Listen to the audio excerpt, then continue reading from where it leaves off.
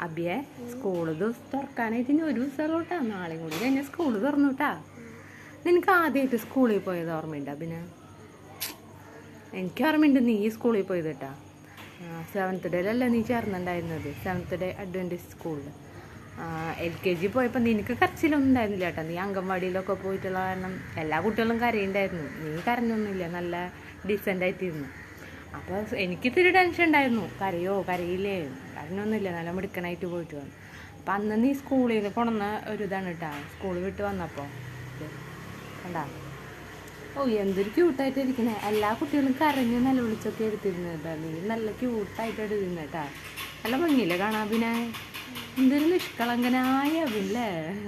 അപ്പോൾ സ്കൂളിൽ പോയത് ഓർമ്മയുണ്ടാവണം കേട്ടോ. നമ്മൾ ഫസ്റ്റ് ഡേ നിങ്ങൾക്ക് ഓർമ്മയുണ്ടാവില്ല, നിങ്ങൾ കുഞ്ഞു കുട്ടികളല്ല. അപ്പോൾ ഞാൻ പറഞ്ഞു നിൽക്കിട്ടാ.